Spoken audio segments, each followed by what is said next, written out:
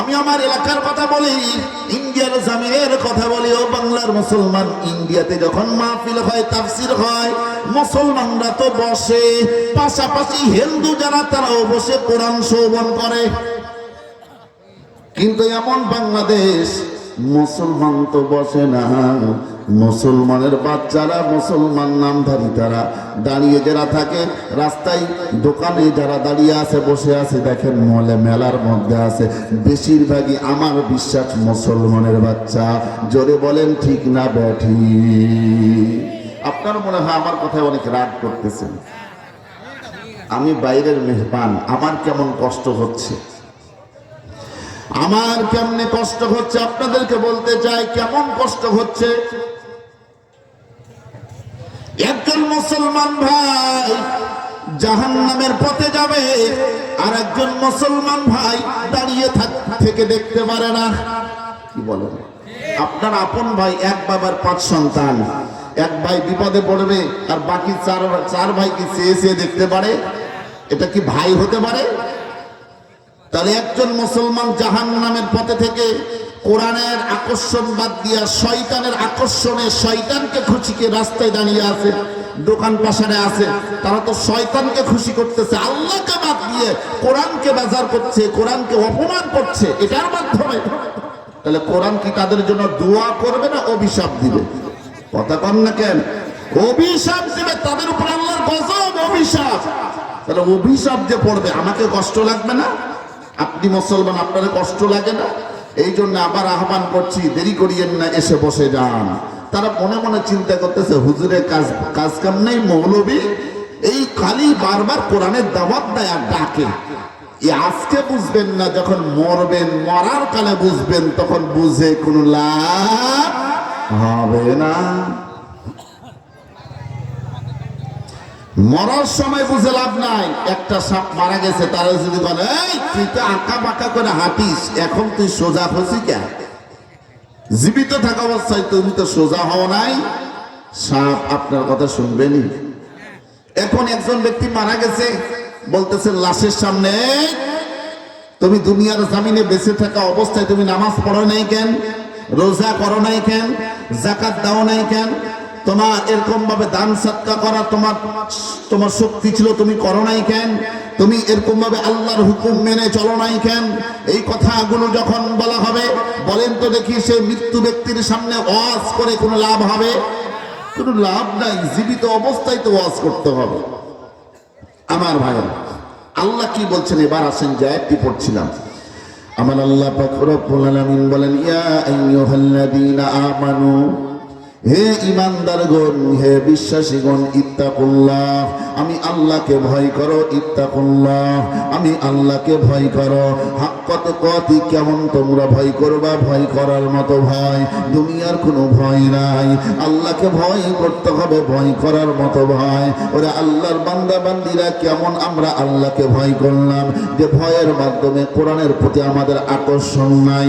কেমন আমরা আল্লাহকে ভয় করলাম, যে ভয়ের মাধ্যমে আমরা কোরআনটা শ্রবণ করার সঙ্গে সঙ্গে আমাদের অন্তরটা ঠান্ডা হয় না কেন? আমাদের গান শুনলে ভালো লাগে, কোরআন শুনলে ভালো লাগে না কেন? আমরা নামাজ দেখলে আমাদের ভালো লাগে না কেন? নামাজের মধ্যে মন বসে না কেন? ঠিক না বেঠি? 5 ওয়াক্ত নামাজের শ্রোতা নাই কেন? 5 ওয়াক্ত নামাজের মধ্যে মুসল্লি নাই কেন? ফজরের নামাজে আরো মুসল্লি কম হয় কেন? জুমার দিন আবার মুসল্লি বেশি হয় কেন? ও মুসলমান ভাইরা, ভালো করে বুঝবেন, অন্তর দিয়ে কতটা চিন্তা করবেন।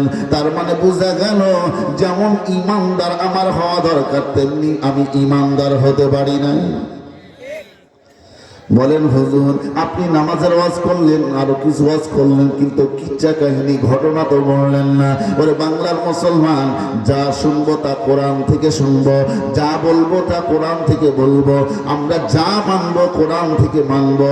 বলেন ঠিক না বেঠিক? পৃথিবীর মধ্যে যত কিতাব রয়েছে, যত বই রয়েছে, সমস্ত কিতাব বইয়ের মধ্যে ভুল থাকতে পারে, কিন্তু কোরআনের মধ্যে ভুল কতগুলো আছে?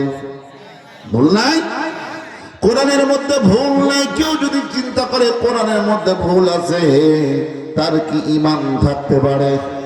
ইমান থাকবে না। আপনারা বললেন, তাহলে আপনাদেরকে বলতে চাই, আপনাদের বাংলাদেশের মধ্যে গত 2-3 বছর আগের কথা, বাংলাদেশের সংসদে একজন, আপনাদের বাংলাদেশের একজন এমপি সাহেব, তার নাম হচ্ছে তন্ময়, সে যখন সংসদ ভবনের সামনে যখন দাঁড়িয়ে বলল, কুরআনুল কারীমের মধ্যে এমন এমন আয়াত আছে যে আয়াতগুলো কেটে ফেলে দেওয়া দরকার। এমন এমন আয়াত আছে যে আয়াতগুলো কুরআন থেকে কেটে ফেলে দিতে হবে। সে আয়াতগুলো হচ্ছে জিহাদ নামক আয়াত। ওরে বাংলার মুসলমান, বলেন তো দেখি, কুরআন থেকে কেউ আয়াত কোন একটা হরফ যদি কাটার কথা যদি বলে, যদি বাদ দেওয়ার কথা বলে, আমি আপনাদেরকে বলতে চাই, সে শয়তান, সে ইবলিস, সে কোরআন বিদ্বেষী, সে মুসলমান যতই দাবি করুক না কেন, তার ফাঁসির কাস্টে ঝুলানোর দরকার আছে কি নাই? আরে ভাই, কথা বলতে হবে আওয়াজ দিয়ে। কোরআনের বিরুদ্ধে কেউ যদি চারণ করে, কোরআনের বিরুদ্ধে যদি কেউ কথা বলে, কোরআনের বিরুদ্ধে কেউ যদি আইন পাস করতে চায়, তাদেরকে জনসম্মুখে জুতা পিটা করতে হবে, তাদের অতি শীঘ্রই এরকম ভাবে গ্রেফতার করে ফাঁসির কাস্টে ঝুলাতে হবে। এমন আইন কোন কোন মুসলমান আপনাদের বাংলার জমিনে চান? যারা যারা হাত উঠাবেন, শুধু তারা আল্লাহরে হাত উঠায়া দেখায় দেন।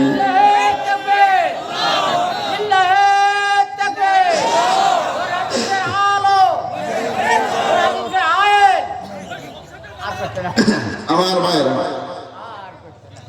বাড়িতে ঘরেতে রাস্তায় ঘাটে অনেক জ্বালাইছেন, অনেক স্লোগান দিচ্ছেন, কাজ হয় না, ঠিক না বেঠিক? আমাদের পারিবারিক জীবন, সামাজিক জীবন, রাষ্ট্রীয় জীবন, সব জায়গাতে কোরআনী জীবন দরকার আছে না নাই? মুসলমান ভাইরা, এটা মুসলমানদের দাবি। কাদের দাবি ভাই? মুসলমানদের দাবি। আল্লাহর বান্দা বান্দীরা, ঈমানটা কি জিনিস আপনাদেরকে বুঝাবো। সর্বপ্রথম বর্তমান প্রেক্ষাপটের মাধ্যমে বুঝাবো, এরপরে আপনাদেরকে আমি নিয়ে যাব হাদিসের মাধ্যমে। বাংলার মুসলমান, ঈমান মানে কি? ঈমান মানে কি? ওয়াজ। চাচা কয় ঈমান মানে ওয়াজ। ঈমান মানে বিশ্বাস। ঈমান মানে কি? কাকে বিশ্বাস করা?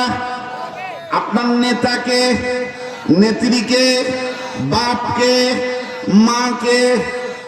বাপ মাকে বিশ্বাস করবেন না, তাহলে তো সন্তানের তো সার্টিফিকেটই থাকবে না বিশ্বাস না করলে। আরে ভাই, কথা বিশ্বাস করতে হবে। তবে আল্লাহর বান্দা বান্দিরা, ঈমান মানে বিশ্বাস করা। এই জায়গাতে ঈমানের ব্যাখ্যা চলতেছে। ঈমানের ব্যাখ্যা, ঈমান আনবো আল্লাহর উপর, তার মানে কি আমরা ঈমান এনেছি বিশ্বাসের মাধ্যমে। কিসের বিশ্বাসে? এবার সবাই বলেন, কণ্ঠটা ক্লিয়ার করেন তো। আল্লাহর বান্দা বান্দিরা, কিসের মাধ্যমে আমরা ঈমান আনলাম? জোরে সরে আওয়াজ দিয়ে বলতে হবে এবার, লা ইলাহা ইল্লাল্লাহু মুহাম্মাদুর রাসূলুল্লাহ সাল্লাল্লাহু